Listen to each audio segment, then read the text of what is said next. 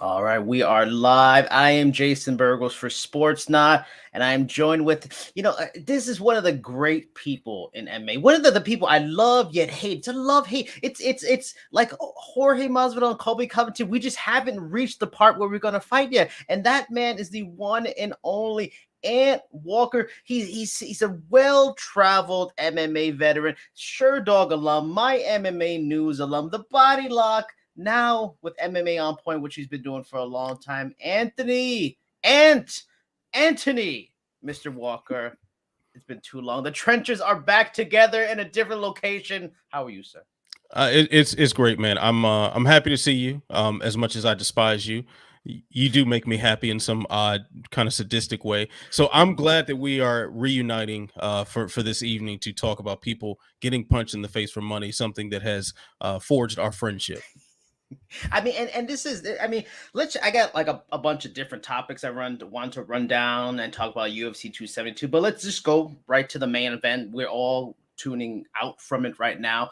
Um, just overall thoughts. I mean, for me, just quickly, was it anything I didn't expect? Pretty much what I expected. Was it the same for you? It was exactly what I thought would happen. Like Yep. literally beat for beat, exactly what I thought would happen. So on my weekly show with Jay Petrie and Ben Duffy on my YouTube channel, this is exactly what I said was going to happen. I said Colby Covington would win this fight very clearly. He would dominate with the wrestling, but the main thing that was going to be the surprise was that he would sit down on his punches more, and this and the threat of the wrestling would open up the striking, and Masvidal would have that one big moment and get around. Like he would have that one moment that makes people get excited. But after he doesn't get the finish, it's going to turn into the typical Colby Covington fight all over again, and that's exactly what happened. I mean, and I don't, and I was talking on, I did a podcast yesterday, and I was talking about it. I felt like Jorge did a really good job, and with UFC too, of making this seem like it was going to possibly be a close fight. Jorge came in really good shape. He looked good. He was talking on the right stuff, but like odds makers had this. Like Kobe was, I think, up to like a minus 335. That's a big number for like a main event with two elite fighters. You get like a one minus 160. That's a solid favorite. Like 335 against a Jorge Masvidal. Like, damn, that's saying a lot. And in the end, it proved Colby's confidence right, and it proved odds makers right, and that it was just so dominant. I thought there maybe would be a little bit more resistance from Jorge's end, and maybe there would be more stand up. But after about the first round and a half, it really was just a dominance of wrestling, and I mean, it begs the question. That's one of the questions I had to ask. I covered it for Sportsnaut. Dana White brought it up. Colby Covington should be a pound for pound talent. Is Colby Covington a pound for pound fighter? Does he deserve to be in the rankings now? Yeah, I think so. I think he's deserved it for quite some time. I mean, while I have a particular distaste for him as a human being or a character or whatever you want to call him, he is one of the best fighters in the world, bar none. In a world without Kamaru Usman, this guy runs through the rest of the welterweight division. Yeah. And I simply, outside of the hopes that Khamzat Chimaev is what people expect him to be, there's really no name on the welterweight roster that, I mean, maybe Leon Edwards gives him some work, but it's slim pickings for anybody that you would favor over Covington, with the exception of Usman. And going to that thought, we've been talking. I mean, that's the craziest thing, that Colby wasn't in the rankings. The only person he's lost to in like a bunch of years is the guy who's number one. So just on that, in close fights to the best guy, he should have been there. But a lot of talk has been going on the last year, maybe more, 2 years, about Kamaru's place as one of the greatest welterweights of all time. That maybe a lot of people, and it's a fair case, that he's better than George. That being said, considering Colby, how good he was, he's probably the only guy that's really given Kamaru a tough fight. Should Colby be in that, like, that top five welterweights of all time conversation? Oh man, I I might need to sit with that one a little bit before I can give a solid answer, because like that's something that I want to dismiss off the top of my head as Yeah. recency bias. Yeah. I want to just say no, that's ridiculous. Like, come on now, let's chill out. But I have a hard time thinking of of 5 people that are for sure ahead of him. Yeah. I have a very difficult time. I mean, of course, there's Georges St. Pierre. Of course, there's Kamaru Usman. Maybe Tyron Woodley. Woodley did have an actual title reign, so that puts him above. Guess Matt Hughes. And if Colby is not in the top 5, he's definitely in the top 10. And he's got an interesting going through his record. And it's tough because some of these wins are big time names, but they obviously weren't at their prime. But the dude has 3 former champions, UFC champions, and 2 former welterweight champions on his resume, and a former title challenger. He beat Damian Maia, a title challenger in 2 divisions. He beat Rafael Dos Anjos, former lightweight champion. Beat Robbie Lawler dominantly. I was there for that fight in person. Robbie Lawler had nothing to offer. Beat Tyron Woodley, made him quit with a broken rib injury, and now he's beating Jorge Masvidal, another title challenger. I mean, that's a pretty damn good resume, at least for like a top 10 for sure. Yeah, for sure. Like the thing is, you'd have to clearly define what the metrics are for this all-time ranking. Yeah. But you can configure those stats to put Colby Covington in the top 5 without much difficulty. I think it wouldn't be that big of a stretch of the imagination to place him up there. I think what holds him back though in some of these discussions, when you say Matt Hughes, when you say Tyron Woodley, when you say Kamaru Usman, when you say GSP, even when you think of like Jake Shields in other organizations, like you're thinking about people who have had title belts and defenses. Yeah. That would really be the only thing. But if we're just looking purely at the resume and the names of the people that they beat, yeah, it's really, really difficult to not give Covington his props.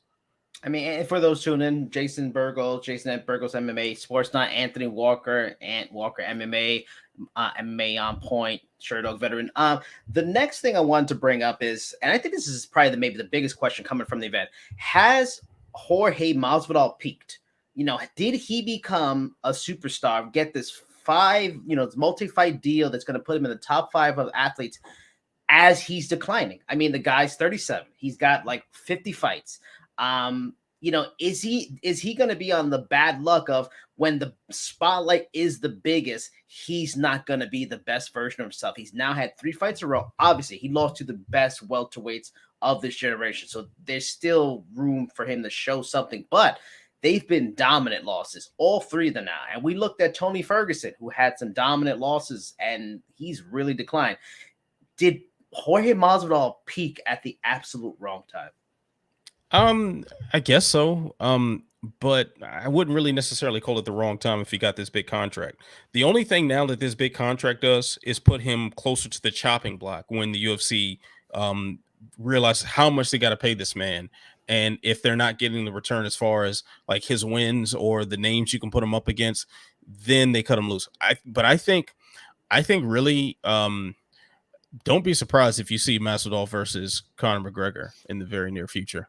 Was just going to bring it up because I was thinking, considering where Colby and Jorge are at this point, they're far out of a title shot. As long as Kamaru Usman's a champion or in the conversation, they're not going to get any kind of title shot. So if this fight had turned into a good competitive war, maybe a rematch would have been the best thing for both of them. And that fighting each other, especially if this card and this pay-per-view does well in terms of buys, hell, just keep making money off of each other and doing a rematch. And if it goes to a trilogy, fine, then whatever. But clearly, there's going to be no interest in a rematch after this performance. So, yeah, I was just going to say, is that really the fight to make? I mean, for Conor, I would like to see Max Holloway fight.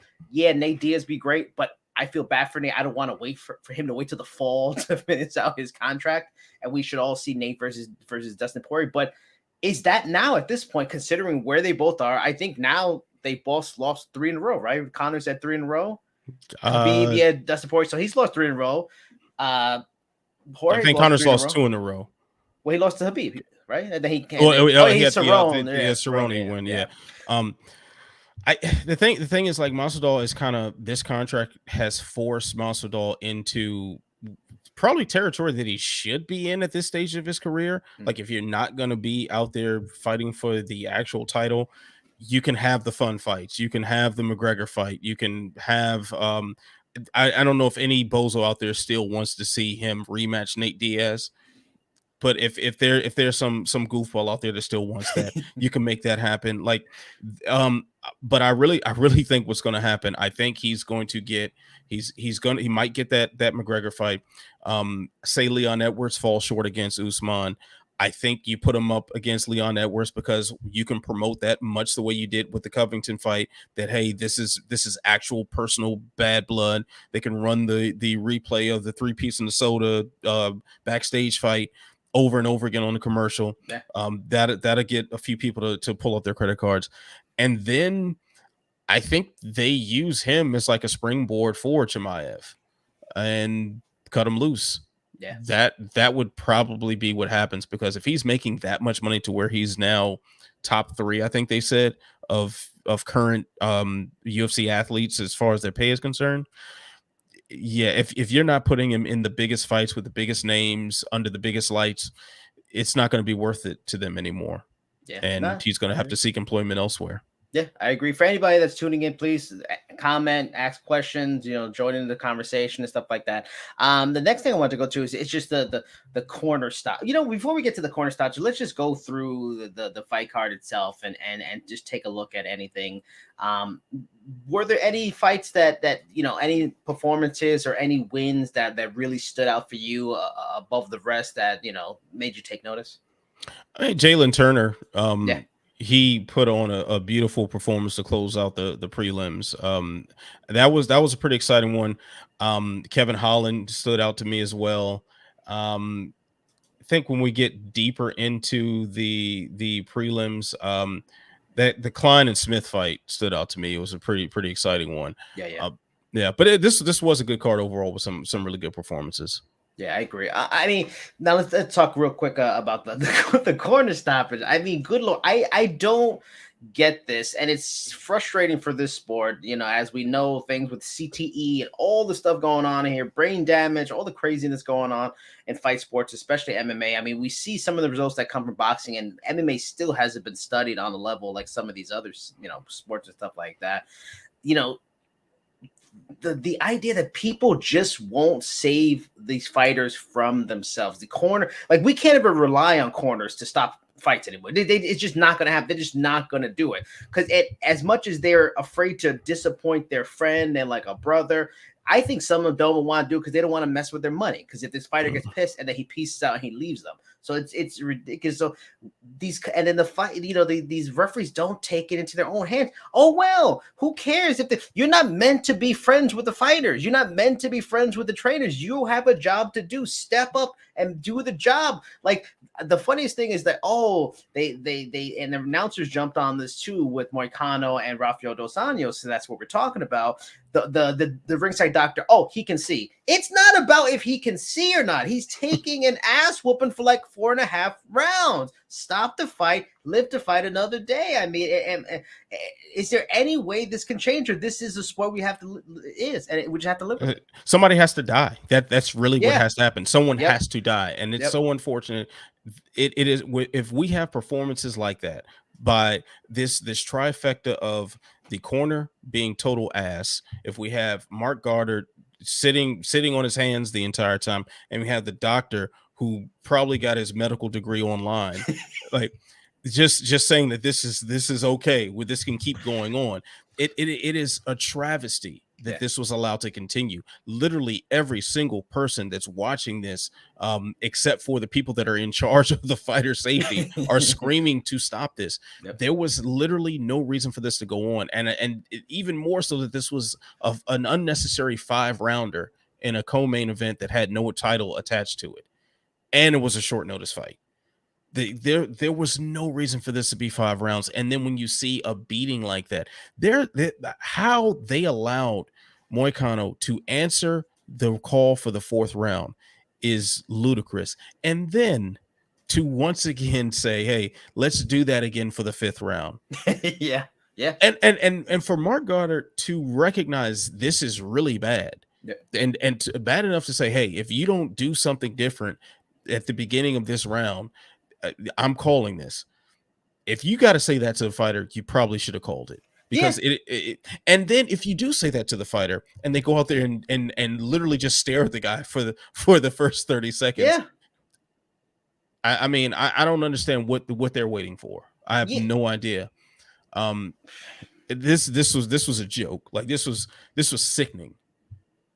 and you nailed it. Goddard clearly knew something was wrong. A change needed to be made. Like this fight probably needed to be stopped. But nope. Let me just keep on giving that rope and just giving. The fighter is not going to do the right thing for themselves. It's just not going to happen. They're going to do anything they can to keep fighting, and I get it. But you have to just take it upon yourself, and just it's just mind-boggling stuff. And they need to also take into the consideration the circumstances around this fight.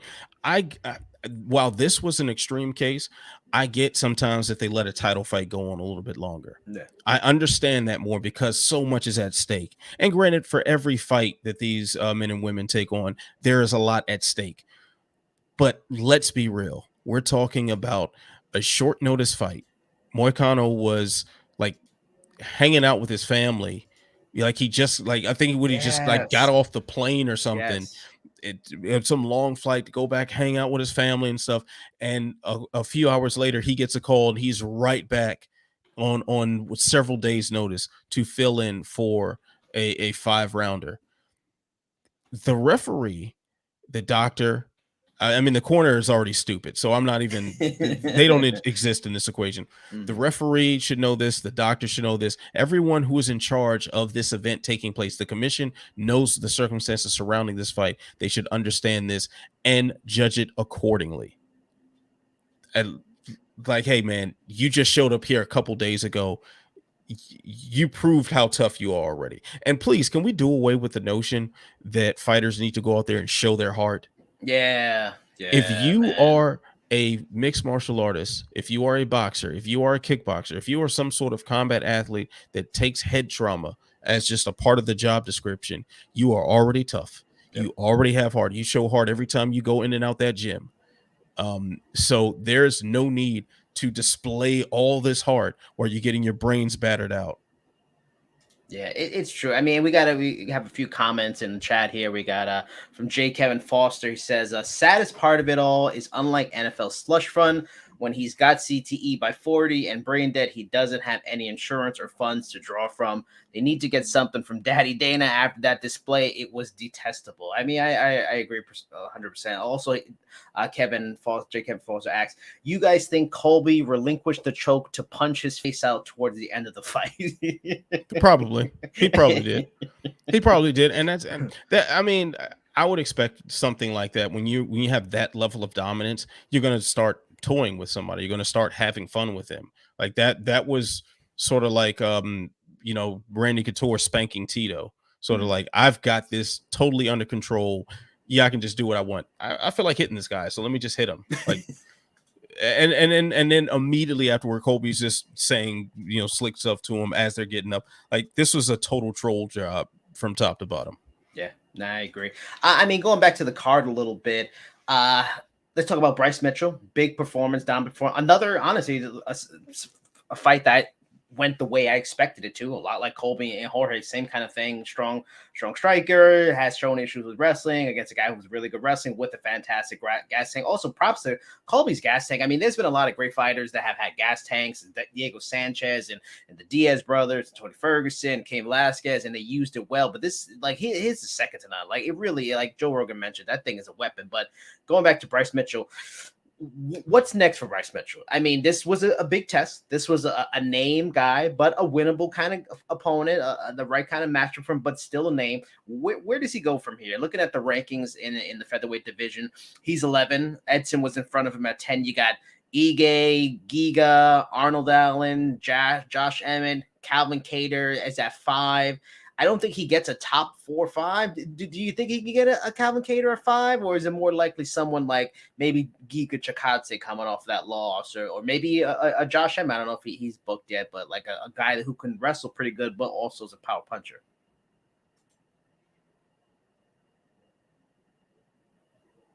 Yeah, sorry. Yeah. Hit me that. Sorry.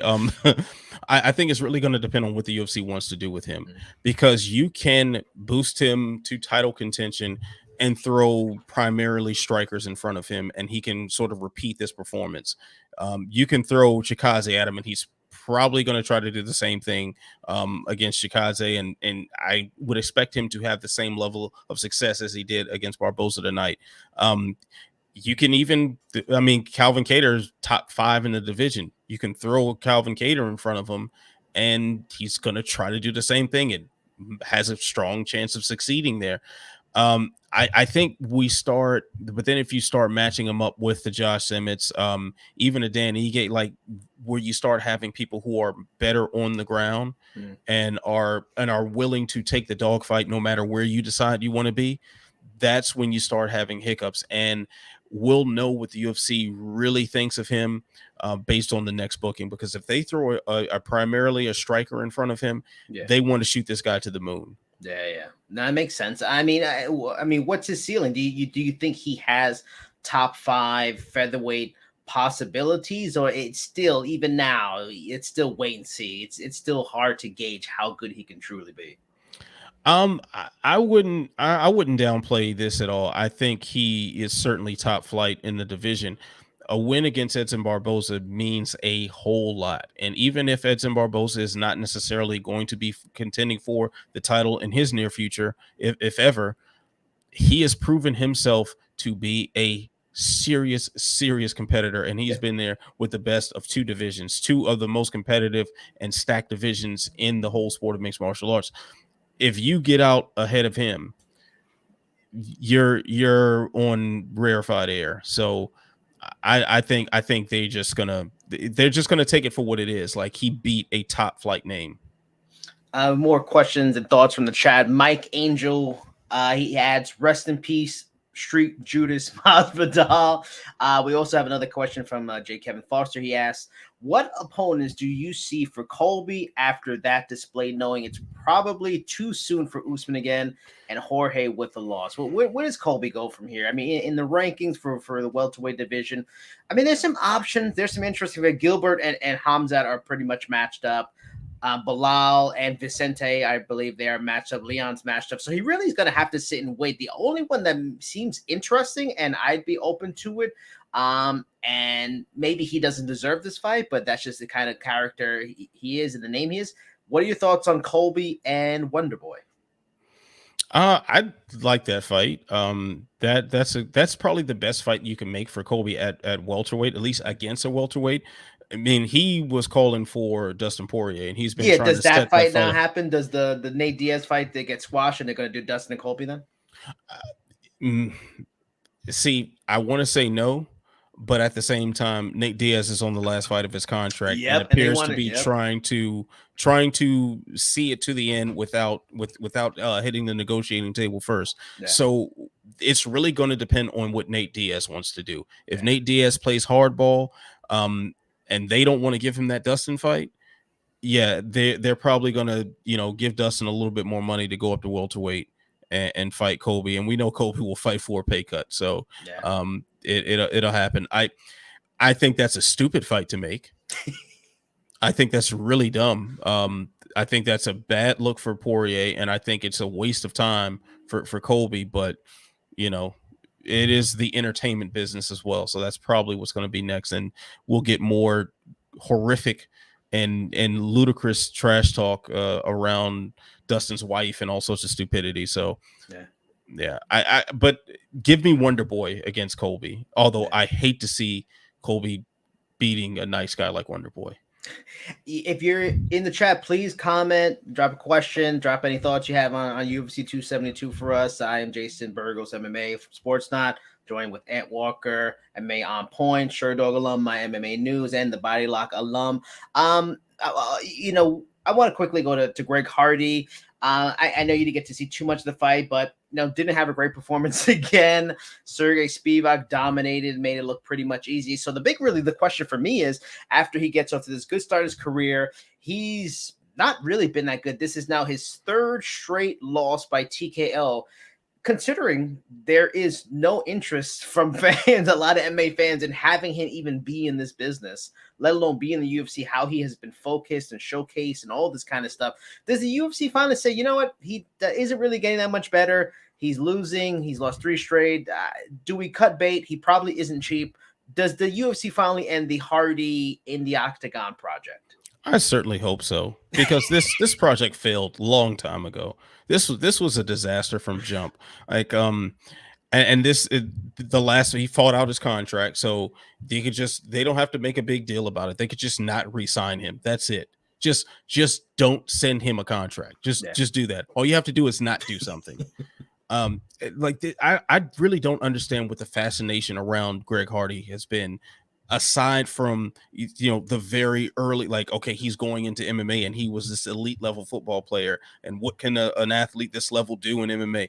Yeah, that's nice, but when he proved that he sucked, why was this still going on? Like, the first thing he did in the UFC was get disqualified, and then Yeah. it was like Yeah. a string of losses, just dumb mistakes, and like the asthma thing, like the inhaler and stuff, just all sorts of just foolishness. Mm. And this is in addition to being a terrible human being. This is in addition Yeah. to being a trash level Yeah. person, that has shown no remorse for doing horrific things to a woman. So I I've there's no love lost for Greg Hardy. He's a person who should just vanish. Just I don't ever want to see his name again. And I don't, and even still, if they were keeping him on the roster, do you have to put him on the main card every time? Yeah, again, he was on the main card, like a solid fight. Like, you could have put Malarkey and Jalen Turner on there. You could have put John and Marina Rodriguez. Like, again, this Yeah. guy's on the main card. Yeah, Moroz and Agapova Yeah. actually could have title implications. Like, Yep. what are we doing here? What are Yep. we doing? Why was this main card material? I just don't understand it. I just don't get it. Yeah. No, I agree. Quick thoughts on Kevin Holland at welterweight. I mean, it wasn't easy. We actually got a technical IQ version of Cowboy Oliveira. Like, he didn't fight wild and crazy. He was trying to win. He fought smart, gave Holland a little trouble. But overall thoughts on Kevin Holland? Do you agree with some of these suggestions that maybe he should have always been at welterweight in the first place? Are there big things ahead of him at welterweight, or it's kind of wait and see for him? I think he might have done a decent thing by going at middleweight first. Yeah. Because he hasn't faced, like, I'm gonna just take a quick look at his record, make sure I'm not forgetting anything. But it seems more like recently he was put up against a lot of the wrestlers that just kind of nullified what he does. Yeah. But early on, he's knocking people out. He's got, I mean, the Jacare knockout was my knockout of the year of 2021. Like, Yep. the dude has been thorough at 185. So I can't call that a failed thing for him, because he established a name and the favorable matchups. And not necessarily that the UFC was just giving him favorable matchups, but just the roster itself just played out that way to his favor up until his last couple at 185. But at welterweight, you got a whole lot of grapplers, that are in the top of the division, and the style might have given him a lot of problems early on. If a focused version of Cowboy Oliveira was giving him a little bit of work, it's, I don't know, man. I don't know. Like, that just seems like a tall thing, like a tall task if you start challenging some of the grapplers in that division. But he looked good tonight, and I want to see more. So he did his job in there.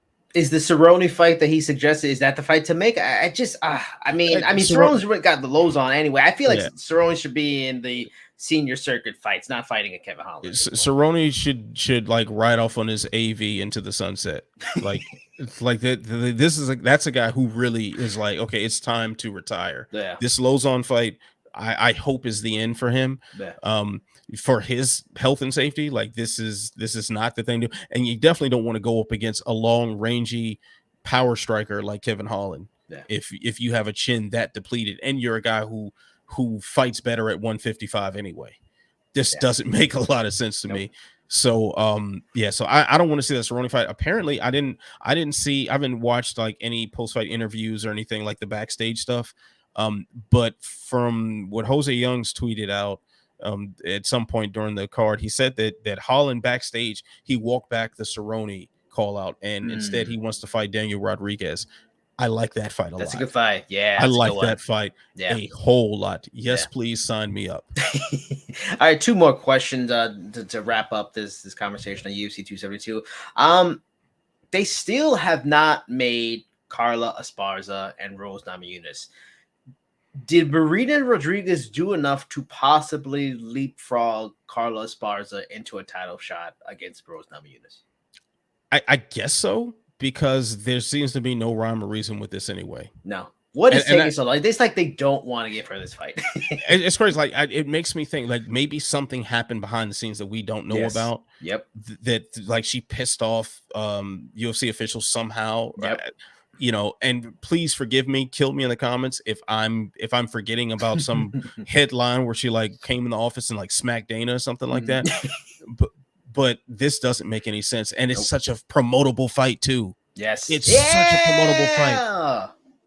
I don't get it. It makes no sense to me. I but mean, what do I know?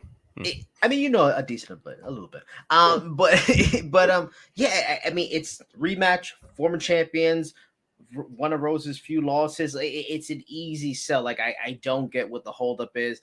I mean, I get what the holdup is in the world we live in. How the UFC does things. Carla Esparza is boring. You know, she's not a wild character. She's gonna wrestle. She's probably not gonna get a finish. You know, it's just not the most exciting fight in the world. But you have Rose Namajunas. Rose Namajunas is one of the most beloved fighters in the sport. This is trust your champion to fight like a champion. Yes, to fight like a champion who knocked out the previous champion with a nice head kick, and who originally got the belt by knocking out your then dominant champion. Trust Rose to do her job. Like, this is stupid. All right, one more question. Umar Nurmagomedov, another win against a good. I mean, Brian Kelleher is a very good, solid, strong bantamweight. Now this kid moves to 14-0, unbeaten, made it look fairly easy. Submitted him. I mean, is this a guy people need to start looking for? Is this the next mentee from Khabib Nurmagomedov crew? You know, like with Islam and stuff like that. Is the guy people need to start pointing to as a future threat at bantamweight? If the newest member of the UFC Hall of Fame is in that corner, and especially if you have his same last name, or if you come from anywhere near the same village, or if you have ever, you know, breathed the same oxygen as Khabib Nurmagomedov, and you decide to just pick up some 4-ounce gloves, you are immediately a threat and a problem.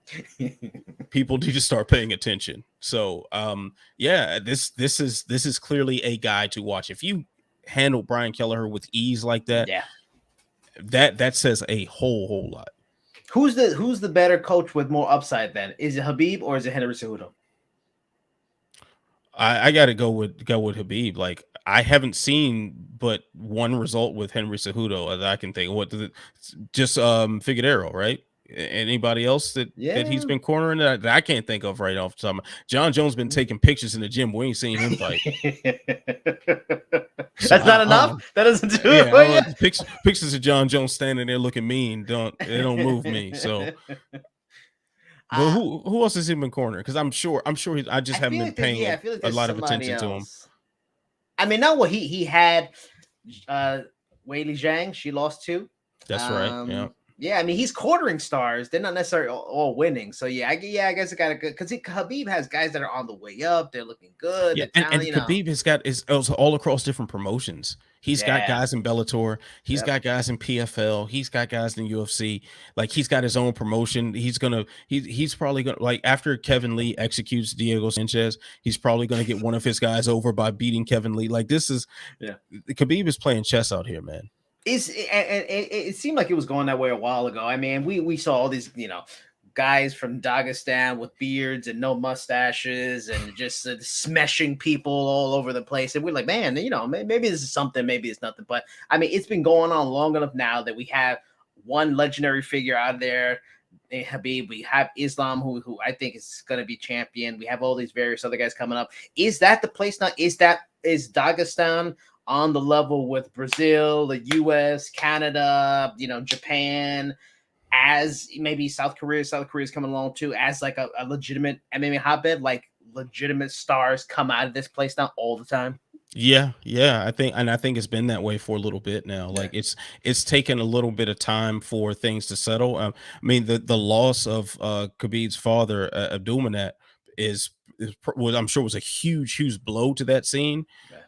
COVID, another huge blow because of the travel restrictions and whatnot. Now with the war going on in Russia and Ukraine, I know that's another hindrance. But if the world conditions allow it, that place is such a wealth of talent. I mean, the UFC's been poaching talent from ACA forever.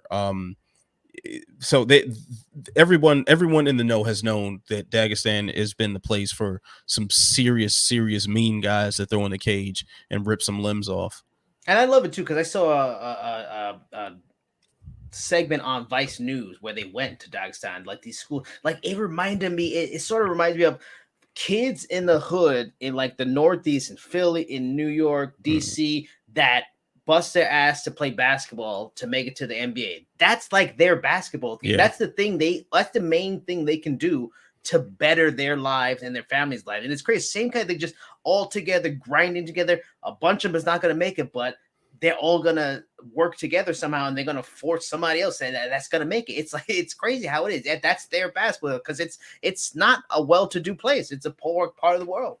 Yeah, and like that's the thing. Like the harder regions to live in and thrive in, they produce the hardest Yes. athletes. Like Yep. they're those conditions, especially combat athletes. Like Yep. when you talk about like when until you said basketball, when you're talking about Philly and New York and DC, I'm thinking you're talking about boxing. That too. Yeah, That too. because you think about like the fighters that have come out of some of the poorest areas in Mexico Yep. and Puerto Rico and all that. Like the if you have people that are desperate and hungry and and hopeless and there's just blight around them, you put them into a combat sport situation and they thrive. Yeah. They have an inherent toughness by their upbringing. And you're talking about like in Dagestan, like places that have been torn through with all these wars generation after generation.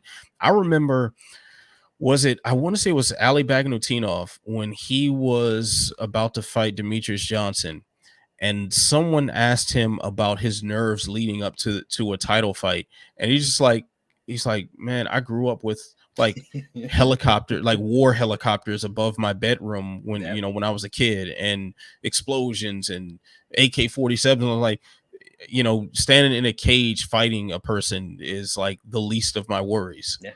you know there's some those Dagestan just produces, in any region like that, it's just going to produce hard people, and hard people tend to do good when it comes to a violent hard sport. Well, that is about it for us. I mean, Anthony, it's just obviously a pleasure. I mean, just to do this again with you, Trenches reunion. Any last thing, anything you want to let people know? Other, is it Ant Walker MMA on any other social networks? Any upcoming work? Anything they should be looking out? Like, what do you want? Lasting thoughts for the people. So I see the main lasting thought I'll say, just check out my YouTube channel, the Walkout Network. Monday, well, we record Mondays, but Tuesday it's normally posted. My show with Jay Petrie and Ben Duffy, The Living Death. So check that out. It's a panel discussion show. You've been a guest on there several times, and I'm sure you'll be back on again soon. But one thing I do want to say before we jump off air here, I'm a little upset with you right now, What's that? because you never dressed up in such a nice shirt when we were doing the trenches. You just wore like Super Mario Brothers shirts and shit, and now you got a button down. What's up, man? I'll explain that when we're off there. Okay. But I'm a little upset with you, though. Honestly, I'm upset that you didn't notice the Kramer. Oh, I noticed the Kramer. I'm still a little mad with Kramer. I still would beat him up if I saw him in public. Well, he is at Walker MMA. He's on MMA on Point. Check out the YouTube, the show Living Death. It's fantastic. Jay and Ben are fantastic. Sherdog alum and my MMA news. I am Jason Burgos for Sportsnaut. Until next time, until UFC 273, people. Bye-bye.